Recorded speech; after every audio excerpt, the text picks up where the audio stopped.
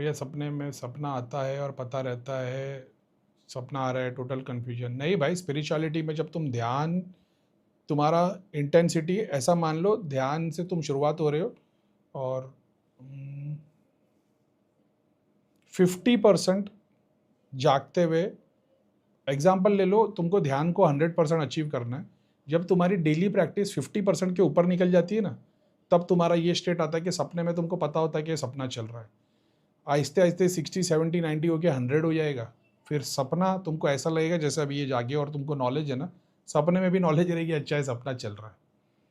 Spirituality में इसको amongst the top things 90%, जब तुम स्पिरिचुअलिटी को अटेंड कर लेते हो, जो टॉप 90 अचीव हो गया, आखिरी का जो 10% है उस लेवल की चीज़ है ये। तो तुम्हारा 50% ध्यान अचीव हो गया, तो ये सपने में क्या हो रहा है। अब तुमको एग्जाम्पल के तौर पे महीने में 5-10 बार ऐसा होगा कि सपना है तो पता लग रहा है सपना है। फिर 20 दिन ऐसा होगा कि सपने का जो फ्रेम है, टाइम फ्रेम मान लो 1 घंटे का, तो उसमें 10 मिनट 20 मिनट के लिए तुमको ऐसा लग रहा है कि ये सपना है, बाकी के 40 मिनट्स में नहीं। फिर ऐसा होगा 30 मिनट्स, फिर 40 मिनट्स, फिर ऐसा लगेगा पूरा 1 घंटा स्टार्ट से लेकर एंड तक तुमको पता रहेगा कि ये सपना ही है। समझ रहे हो, लाइफ स्ट्रेसफुल हो जाएगी इसकी, क्योंकि तुम फिर ये नियम कानून लगते हैं, सात्विक रहना, सिक्लूजन में चले जाना, क्योंकि फिर मटेरियल वर्ल्ड में बहुत तकलीफ आती है। मैं इससे गुजर चुका हूँ, उसके लिए मेरे को पता है।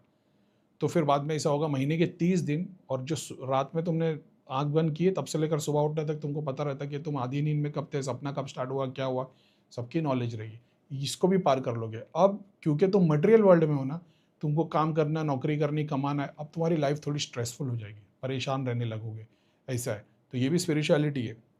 अब क्योंकि अगर काम ध्यान नहीं कर रहे होते, तुम मान लो बूढ़े हो गए हो या मंदिर में या अलग हो जहाँ पे तुम्हारे को कोई काम नहीं करना है, तो फिर तुम्हारे मजे, फिर तो तुम दिन भर 24 घंटे ध्यान चलेगा, सपना और वो सब होगा। काम करना है, नौकरी करनी है, पैसा कमाना है, चीज़ें करनी है, तो थोड़ा स्ट्रेस में रहोगे, ये होगा, ऐसा है। अब मान लो मैं बूढ़ा हो गया था, मेरे बच्चों की शादी हो गई, तो मैं रिटायर हो गया था, कुछ करने का नहीं है, तो फिर तो इसको पूरा बिना कोई टेंशन, ऐसा है।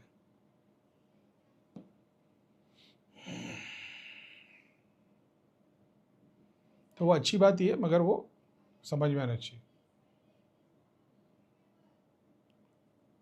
और फिर वही स्टेट में फिर तुम एक ऐसे स्टेट में पहुंचोगे जब तुम ध्यान करते, ये तो बिगनर में भी होगा, लेकिन वो फिर एक अलग लेवल होता है जहाँ पे तुम मेडिटेट करते हो और उसमें तुमको नींद आती है और तुम वो नींद को तोड़ते नहीं हो।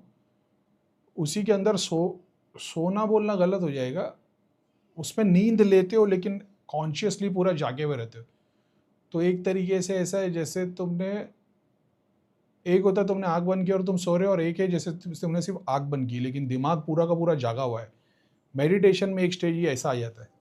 तो तुम जान के अपने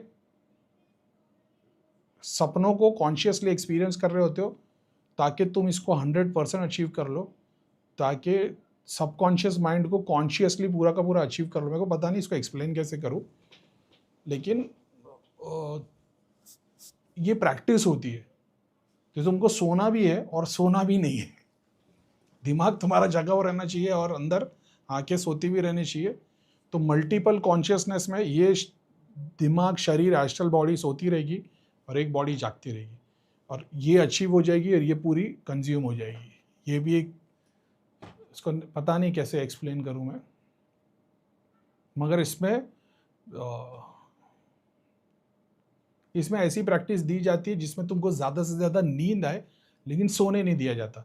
पेट भर के खाओ, फैटी फूड खाओ, और दूध पियो, घी खाओ, और सात्विकता में ही, और सर्टन टाइप के तकलीफ में रहो ताकि तुमको थक जाओ, और फिर तुम ध्यान करना है। अब तुमको बहुत ज़्यादा नींद आएगी लेकिन तुमको सोना नहीं, इरेक्ट ही बैठना है।